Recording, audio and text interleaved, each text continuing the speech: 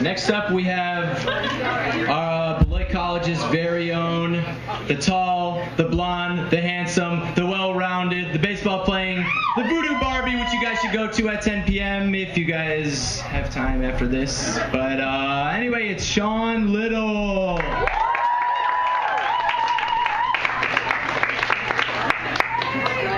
Hello, everybody. Can you all hear me?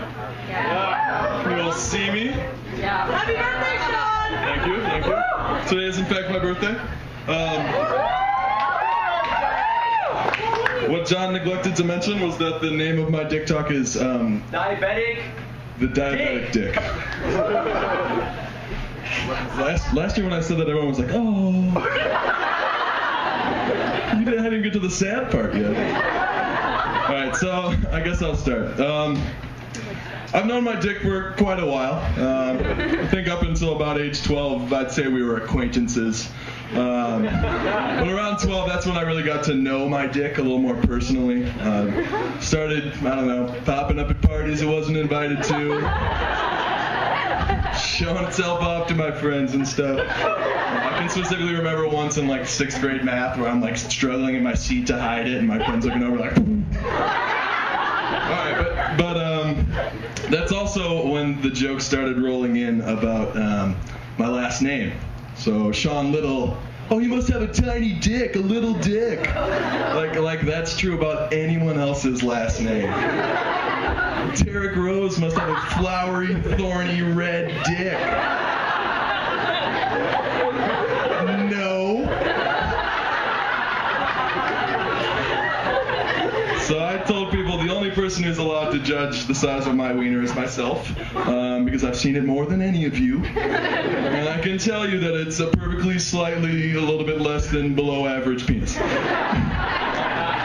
So around that same time, I think I was in maybe 7th grade, that's when the diabetes jokes also started to roll in. No, don't. See, you guys did it again. Wow. No, it's not that bad. I think that a lot of diabetes jokes are a little bit funny. Some people take it a little too far. But so there's this guy at my school. His name was Ryan. And he got really into watching those like Wilfred Brimley commercials where he's talking about diabetes testing supplies and just like I don't know, I don't really like those commercials because I think that they make diabetes seem like it's a lot worse so that everyone awes when they hear about it. It's not nearly as bad as people think. But I don't know, I have pretty good control of my diabetes, so when I was young, a lot of people, thanks. When I was young, a lot of people thought that all I was doing was taking insulin and eating Oreos. And I don't know, a lot of people are actually confused by that. Like, I don't drink regular soda, but I can eat Oreos all the time.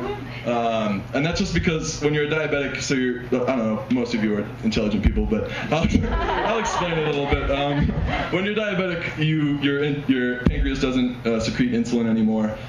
So when you guys eat a cookie, your body automatically takes that blood sugar and deletes it with the insulin. When I eat a cookie, my blood sugar rises and I have to administer my own insulin. And sometimes my guess is a little bit off and I administer too much insulin and my blood sugar gets low, and that's when I can start eating the Oreos again, which is always a great thing. Another commercial that Ryan got really into was an erectile dysfunction medication commercial that right at the end, like literally the last part in the little disclaimer, said that diabetics have a higher risk for ED. And so what Ryan started to call me was Ed. Real funny. Yeah, no, he actually was kind of a bully. So Ryan's calling me Ed, and I'm like panicking, thinking like, oh, I don't think I have ED, but really I don't know, because I mean, I've had quite a few erections, and I think I'm perfectly capable of getting one, but I've never, I don't know, tried to have sex or anything like that when I'm in 7th grade. So I wasn't really sure. And I just told him, no, only type 2 diabetics have more potential to get ED, which is just not true. I made that up, just, I don't know, I was nervous. And so, I don't know, a couple years later, I start to have sex, and I learned that Ryan wasn't so far from the truth. So what happens is when my blood sugar gets low, when I take too much insulin, it really does just stop working. I have trouble getting erect. My blood sugar is normal. I'm perfectly capable of getting erect. But when I have low blood sugar, it just doesn't go up. And at first I'm thinking like, oh, that's kind of a bad thing, right? But actually, the more I think about it, and when I started writing my Dick Talk, I realized like, oh, that's a really good thing. So the way that it works is that there's 2 ways to lower your blood sugar. You can either take insulin or exercise, run around and do stuff. And sex, I don't know if you guys know, pretty good exercise. You burn about, I don't know what the exact number is, like 250 calories or something. I hope I didn't ruin trivia. 250 calories or something during sex. And so your blood sugar starts to lower quite a bit. So if I'm having sex with low blood sugar, and my blood sugar keeps getting lower, I'm going to be doing this, and then suddenly I'm going to pass out and not be there anymore. Which, as you can imagine, would be uncomfortable for my girlfriend. And would probably send her into a state of panic. So, I don't know.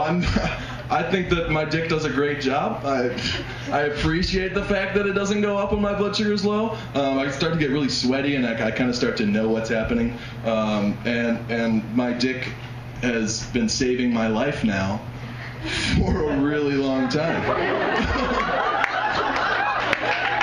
So, I don't know. I just wanted to say thank you to my penis for allowing me to not have sex when my blood sugar's low and effectively saving my life in that way. I hope you guys enjoy the rest of Dick Talks, and that's my thing.